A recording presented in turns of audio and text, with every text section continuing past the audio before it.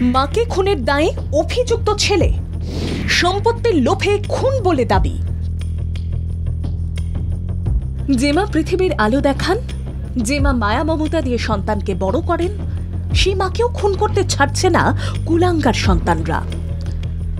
পূর্ব বর্ধমানের জামালপুর মুর্শিদাবাদের নওদার পর দক্ষিণ 24 পরগনার মহেশতলা।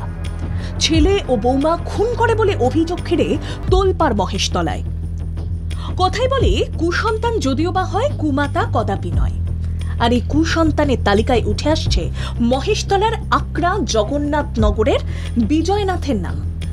কারণ দীর্ঘদিন ধরে বিজয়নাথ তার মা প্রভানাথের ওপর অত্যাচার করত, এমনকি কলহে বাড়তি ইন্ধন যোগাত বিজয়নাথের স্ত্রী পুত্রের অত্যাচারে দমবন্ধ হয়ে আসে বছর 65 প্রভানাথের।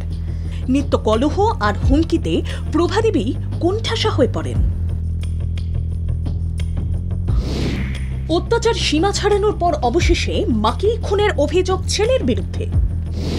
আরও অভিযোগ, লোপাট করতে দেহ পাশের জঙ্গলে ফেলে দেয় বিজয়নাথ।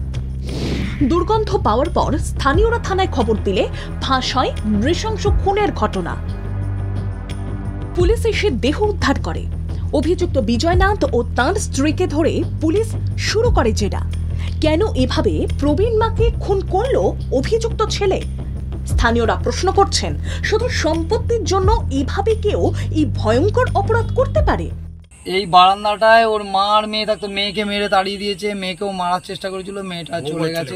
ওর মাকে অনেকবারই মারতে গেছে, মেরেছে। আমরা বলেছি থানায় জানাও, পুলিশ জানাও। মা ছেলের জন্য পারিনি, সেই জন্য এখন এই সুযোগটা, এই বর্ষার সুযোগটা নিয়ে তাকে এখন ছেলেই মেরেছে। এবং ছেলের সঙ্গে ওর যে বউটি আছে, ছেলের বউ, দুজনে মিলে মেরেছে। বউটি অত্যন্ত বদমাশ, বউটি বেশি অশান্তিটা লাগাতো সবসময়। তার এক মেয়ে রাঁচিতে ডাক্তারি পড়াশুনো করেন, লোকের বাড়ি কাজ করে এবং যখন যেরকম কাজ পেতেন তা করে পয়সা জমিয়েই তিনি তার মেয়েকে পড়াশুনো করাতেন। স্বামীর মৃত্যুর পর কষ্ট করে একটি টিনের ছাউনি ঘর তৈরি করতে পারলেও পাশের ঘরটি আর তৈরি করা সম্ভব হয়ে ওঠেনি। স্থানীয়দের অভিযোগ, প্রতিদিনই ওই ছোট ঘরটি ছেলে মাকে লিখে দেওয়ার জন্য চাপ সৃষ্টি করতে থাকে। কিন্তু পেশায় রাজমিস্ত্রি ছেলেকে প্রভাদেবী কোনোভাবেই সম্পত্তি লিখে দিতে চাননি, জানিয়ে ছেলে ও বৌমার সঙ্গে প্রায় দিন ঝগড়া হতো মায়ের। প্রতিবেশীদের দাবি, শুক্রবার শেষ দেখা গেছিল প্রভানাথকে।